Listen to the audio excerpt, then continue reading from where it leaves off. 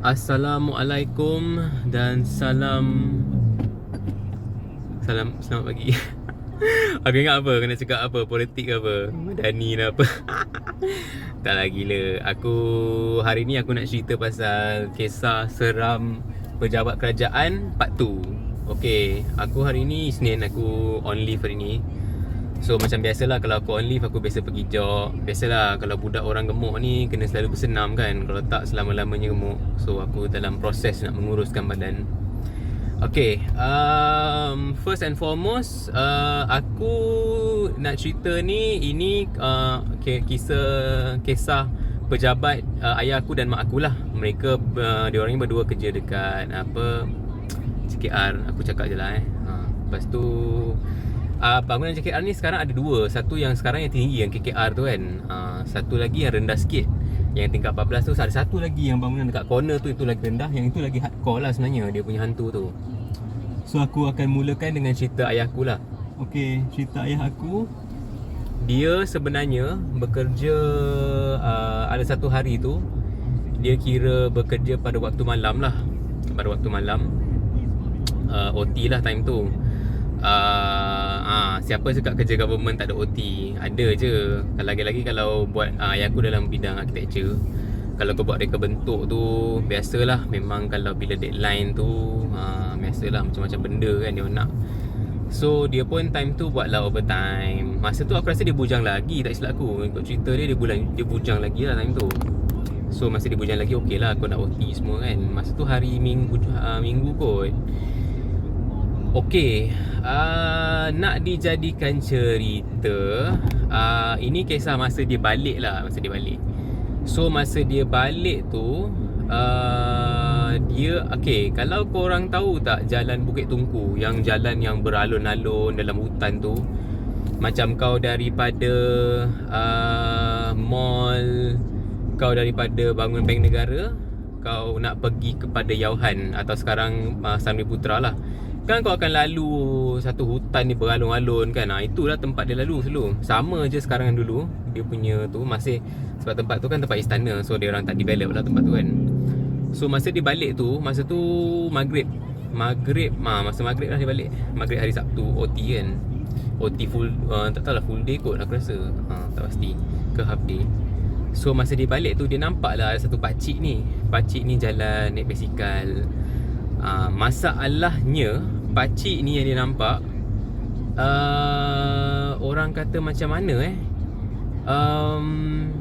yang peliknya, masa tu hujan lebat. Okay, satu dia hujan lebat. So secara logik lah, kalau hujan-hujan lebat ni, orang takkan lah nak kayu-kayu basikal. Dan dia, ayah aku dah lama kerja tempat tu. Orang kata ini first time lah masa tu dia kerja kan. Masa tu mungkin dia bujang lagi, so mungkin dah 5-6 tahun dia kerja sana. Dan sampailah hari ini, dia tak pernah lagi lah jumpa orang buat macam tu. Tengah-tengah hujan lebat naik basikal buruk kan. Tapi pakcik tu macam pakaian orang dulu lah, macam ada songkok macam tu, macam orang tua di masjid macam tu kan. Kawasan tu tak ada masjid pun. Mungkin orang-orang kampung ada lah time tu. Tapi yang nak dijadikan cerita, bila dia lalu tu tak ada apa-apa, okey. Bila dah lama lepas tu, satu yang misterinya, biasanya orang-orang kampung ni basikal mana berlampu. Basikal pakcik tu berlampu. Nampaklah lampu, bukan reflection, lampu betul. Mungkin dia ada macam bateri ke apa, dynamo kan. Zaman tu kan zaman-zaman dynamo kan. Mungkin zaman ni masa zaman ayah aku hujan lagi, mungkin 80-an lah aku rasa. So dia nampak lah bateri lampu dekat basikal tu. So bila dia dah pergi terus lagi, dalam mungkin 1 kilometer lepas tu, langsung tak ada, malap. Tak ada, basikal tu pun tak ada.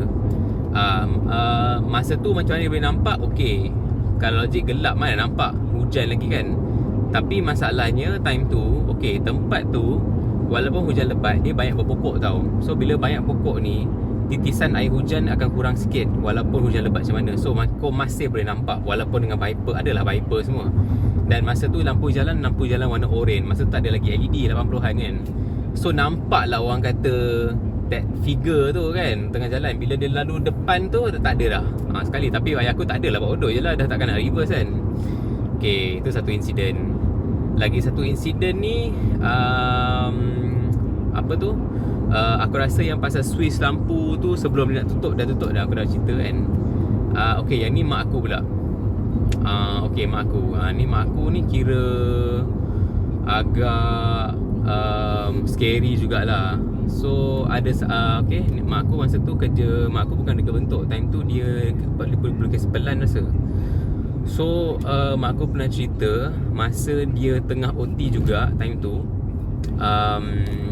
bangunan yang sama lah, bangunan rendah tu, dalam 3 tingkat bangunan tu memang nampak very cozy, nampak macam dia zaman British tau. Bangunan 60-an 70-an, mana ada nak lift berbagai kan. Dia macam panjang, ada koridor. Macam bangunan pejabat dulu, macam bangunan sekolah sekarang. Macam sekolah sekarang ada koridor panjang. Adalah pejabat-pejabat tingkap lain sikit lah kan spesifikasi dia. Okay, so mak aku pun tengah jalan masa tu, tengah balik lah. Maghrib juga time tu, time maghrib lah. Dia last lah, dia keluar dari office dia.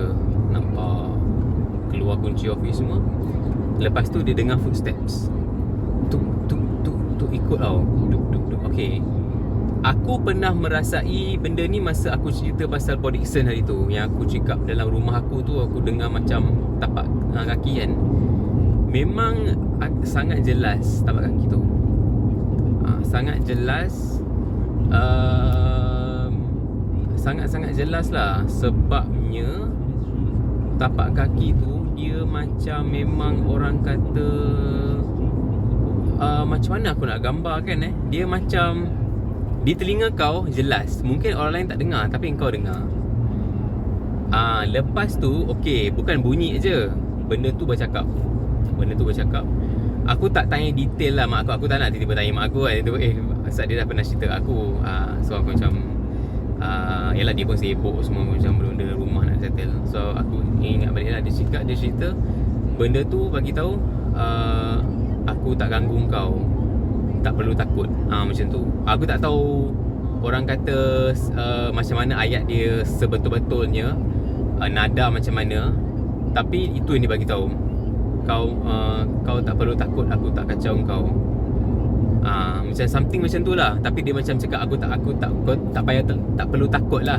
Macam tu ayat dia. So macam mungkin benda tu jin yang mungkin tak nak mengganggu lah. Mungkin jin Islam ke aku tak pasti. Okay, so itulah cerita dia. Kisah ayah dengan mak aku lah. Nak cakap itu masa dia orang kena kerja lah. Okay. Selain daripada itu, tak ada sangat kot aku rasa. Ada banyak sebenarnya. Kisah ayah aku lagi banyak lah, sebab dia duduk kampung dulu. Macam-macam kisah. Sampai kisah tu pun nak cakap tak logik pun ada. Okay, ayah aku jenis yang memang kira kuat semangat lah. So bila benda-benda ni tu semua, dia bila dia menghadapi tu, orang kata dia betul-betul investigate lah kan. Setelah orang dah tahu tu benda apa, belah terus kan.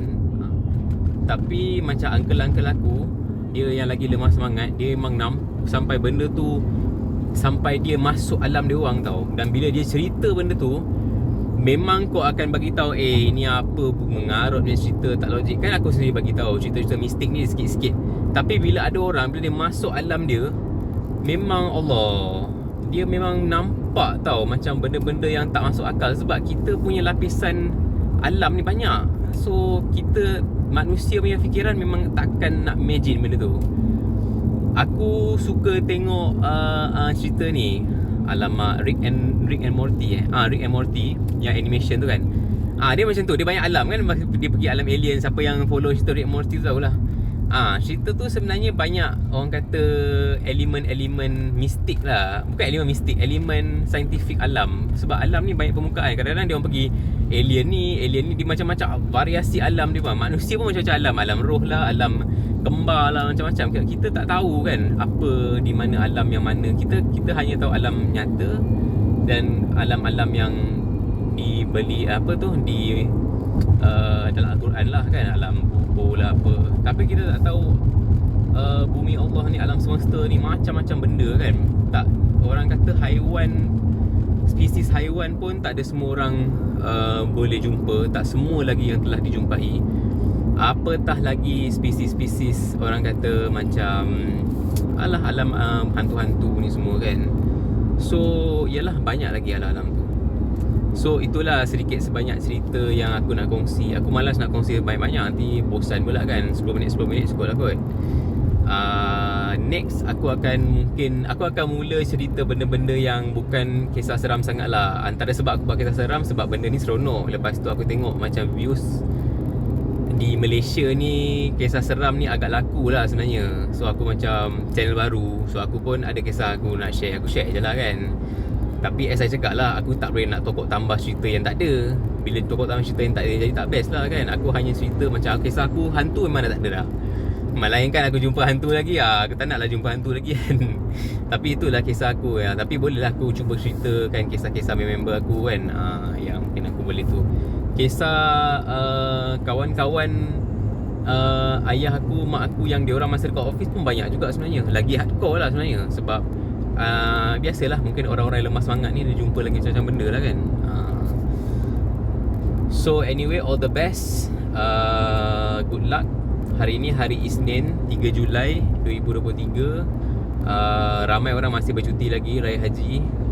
So okey lah, itu saja perkongsian aku. Thank you pada subscribers. Berapa? 33 orang. Dan macam satu kelas subscribe kat aku kan. Alhamdulillah kan, tak kisahlah kan. Benda ni rezeki. Ada tak ada. Yang penting kita go on buat je apa kita nak. Apabila aku keluar pergi mana-mana tempat menarik, memang aku akan vlog lah. Walaupun kadang-kadang rasa macam malas nak vlog kan. Tapi sebab dia macam ni, bila kau tengah vlog tu, kau macam masukkan kamera semua kan. So macam kau tak boleh nak menghayati secara real life atau enjoy the moment. Tapi tak apalah, untuk orang kata sustain the channel, ada content kan, tak adalah bosan sangat kan. Bila aku pergi makan ke buffet ke, nanti aku insyaAllah aku akan buat lah. Okay, so itu saja guys. Thank you for watching. Subscribe. Waalaikumsalam.